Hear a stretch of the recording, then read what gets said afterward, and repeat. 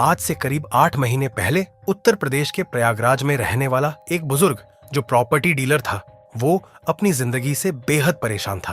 पहले 2023 में उसकी बेटी ने जान दे दी, फिर 2024 में बेटे ने भी वैसा ही किया। इन दो झटकों के बाद उसका न काम में मन लग रहा था, न ही जिंदगी संभल रही थी। ऐसे हालात में परेशान होकर वो कौशाम्बी में एक तांत्रिक के पास पहुंचा और अपनी सारी तकलीफें उसके सामने रख दी।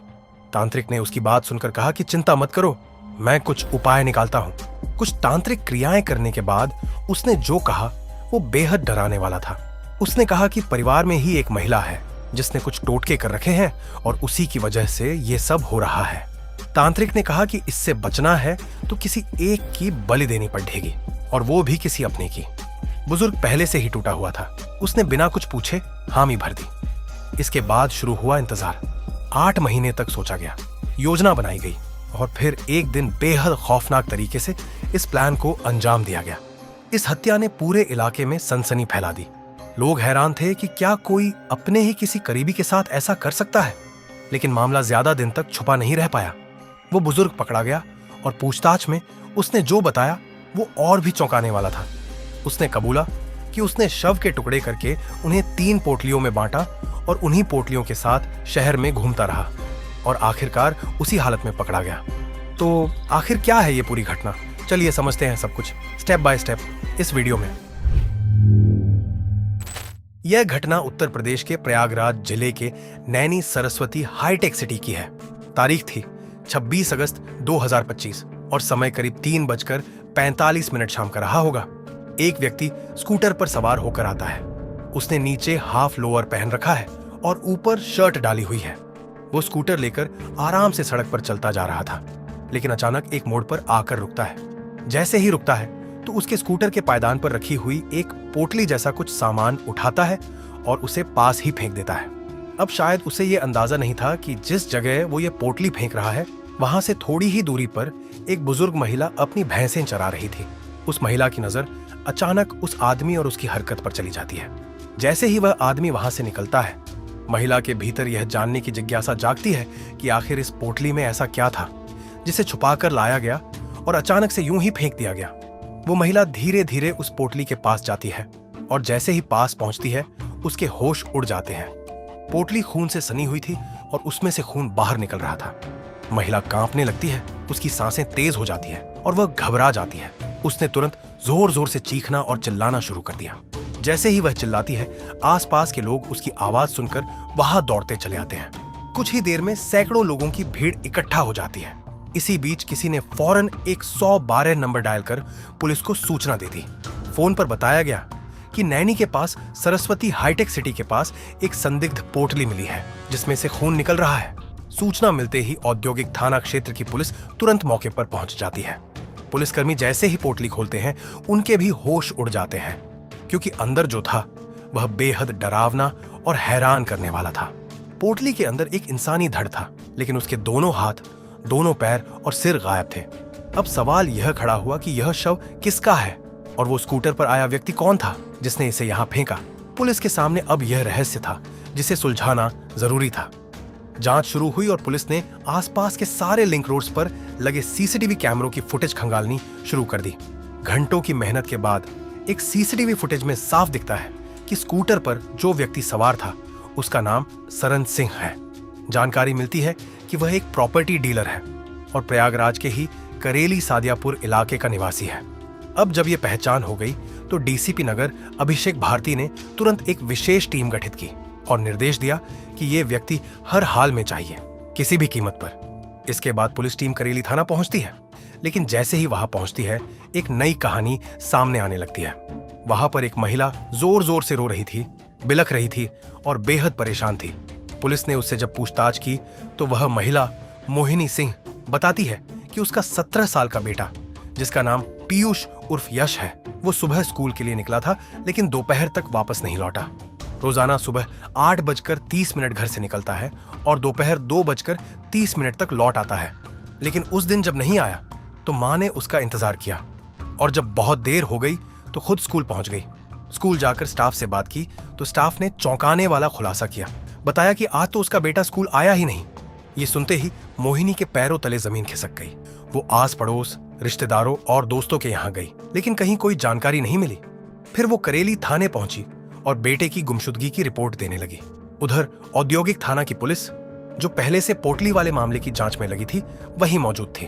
उन्होंने जब आपस में बातचीत की तो कई चौंकाने वाली बातें सामने आने लगी।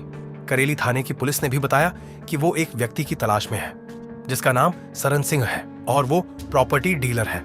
अब इन दोनों मामलों में कड़ी जुड़ती दिखने लगी।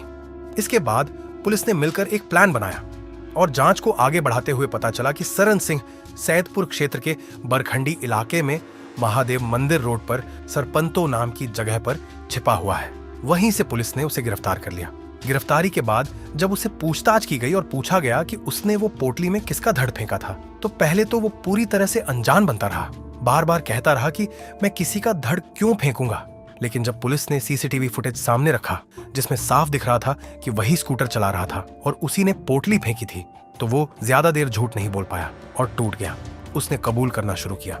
जैसा कि सरन सिंह पुलिस को बताता है, सब कुछ शुरू होता है साल 2023 से, जब उसकी बेटी मोहिनी सिंह, जिसकी उम्र महज 21 साल थी, अचानक बहुत परेशान हो गई और एक दिन ऐसा कदम उठा लिया कि पूरे परिवार की जिंदगी ही बदल गई। किसी को समझ नहीं आया कि आखिर उसने ऐसा क्यों किया, क्योंकि घर में ऊपर से सब कुछ ठीक ठाक ही लग रहा था। फिर वक्त आगे बढ़ता है और साल 2024 आता है। इस बार सरन सिंह का बेटा सागर सिंह, जिसकी उम्र थी 23 साल, वो भी बिना कुछ कहे नदी में कूदकर अपनी जान दे देता है। 2 साल के भीतर एक ही परिवार के 2 जवान बच्चों की ऐसे अचानक मौत हो जाना किसी के लिए भी दिल दहला देने वाली बात थी। और सरन सिंह के लिए तो जैसे सब कुछ ठहर गया। उसका जो काम धंधा था वह भी रुक गया। मन किसी चीज में नहीं लगता और वह बस इधर उधर भटकता रहा, परेशान, टूटा हुआ। इस पूरे घटनाक्रम को कई महीने बीत चुके थे, लेकिन फिर भी उसे चैन नहीं था।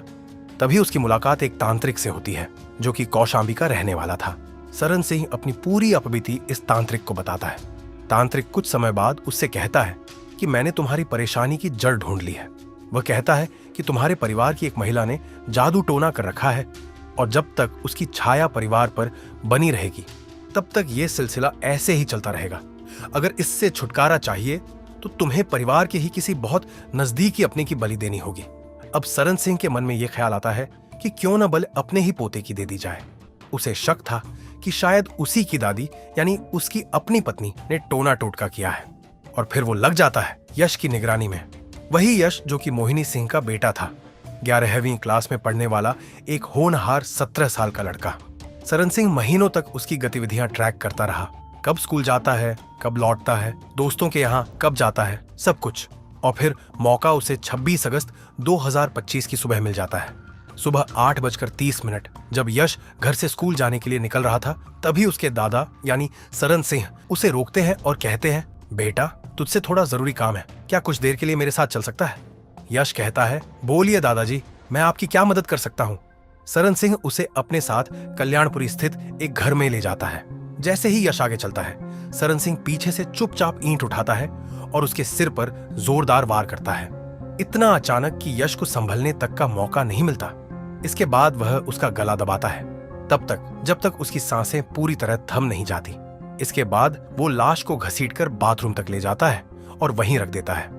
फिर सीधा खोवा मंडी के बाजार जाता है जहां से 3 बड़ी प्लास्टिक की पन्नियां खरीदता है। इसके बाद वह छापड़ और आरी भी लेता है और घर लौटते ही वो काम शुरू करता है जो सुनकर किसी का भी दिल कांप जाए। वो पहले गर्दन काटता है, फिर दोनों हाथ, फिर दोनों पैर और फिर पूरे धड़ को अलग कर देता है। 3 हिस्सों में कटा शरीर 3 पन्नियों में बांटकर 3 पोटलियां बना दी जाती हैं। अब वो स्कूटर लेकर निकलता है और सबसे पहले कल्याणी देवी से दरियाबाद होते हुए पुराने पुल, अरेल रोड, फूल मंडी होते होते सरस्वती हाईटेक सिटी के पास पहुंचता है और वहां जाकर पहली पोटली फेंक देता है। लेकिन उसे क्या पता था कि वहां पास ही एक बुजुर्ग महिला अपनी भैंसें चरा रही थी, जिसकी नजर उसकी इस हरकत पर पड़ जाती है। जब तक वो महिला कुछ समझती तब तक सरन सिंह वहां से निकल चुका था। इसके बाद वह दोबारा घर जाता है, दूसरी पोटली उठाता है जिसमें बताया गया कि सिर और हाथ पैर थे और फिर दूसरी जगह सैदपुर के कछार इलाके में फेंक देता है। तीसरी पोटली भी स्कूटर में रखकर किसी और हिस्से में फेंकने निकल पड़ता है। वो शहर के अलग अलग इलाकों में यूं ही घूमता रहा तीनों पोटलियों के साथ। कोई पुलिस वाला उसे रोकता नहीं, किसी राहगीर को शक नहीं होता। अगर उस बुजुर्ग महिला की नजर उस पर ना पड़ी होती तो शायद ये मामला हफ्तों तक खुल ही नहीं पाता। उधर मोहिनी सिंह, जो यश की मां है, अपने बेटे को ढूंढने के लिए इधर उधर चक्कर लगा रही थी। हैरानी की बात यह है कि उसी दौरान सरन सिंह बार बार मोहिनी के पास जाकर उसे तसल्ली दे रहा था। कह रहा था कि बेटा बिल्कुल परेशान मत हो, यश जल्दी आ जाएगा, सब ठीक हो जाएगा। लेकिन उसी वक्त मीडिया वाले घर तक पहुंच जाते हैं। जब यश की बुआ से सवाल पूछा जाता है तो वह रोते हुए कहती है उस तांत्रिक को 5 लोगों की बलि देनी थी। जब उसने पर्ची निकाली तो पहले नंबर पर हमारे यश का नाम आया। उसने उसे मार दिया, मां काली को खुश करने के लिए। पुलिस ने जब पूरे मामले का खुलासा किया तो बताया कि आरोपी को गिरफ्तार कर लिया गया है। पुलिस ने कहा कि केस फास्ट ट्रैक कोर्ट में चलेगा ताकि जल्दी से जल्दी आरोपी को सजा मिले, फांसी या जो भी कोर्ट तय करे। परिवार वालों ने मांग की है कि उस दरिंदे को फांसी दी जाए और उसके घर को बुलडोजर से गिराया जाए। पूरा परिवार इंसाफ की गुहार लगा रहा है। लेकिन दुख की बात यह है कि जो चला गया वो अब कभी वापस नहीं आएगा।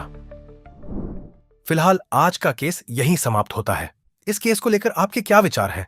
कमेंट्स में जरूर बताएं और ऐसे ही इंटरेस्टिंग क्राइम केसेस देखने के लिए हमारे चैनल को सब्सक्राइब करें। हम फिर मिलेंगे एक नए केस के साथ। तब तक के लिए नमस्कार और ध्यान रखिए।